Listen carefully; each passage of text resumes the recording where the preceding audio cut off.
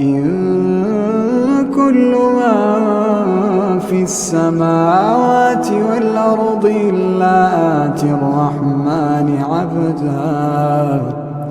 لقد أحصاهم وعدهم عدا وكلهم آتيه يوم القيامة فردا إن الذين آمنوا وعملوا الصالحات سيجعل لهم الرحمن ودا فإنما يسرناه بلسانك لتبشر به المتقين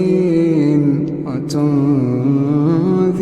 به قوما لدا وكم أهلكنا قبلهم من قرن هل تحس منهم من أحد أو تسمع لهم ركزا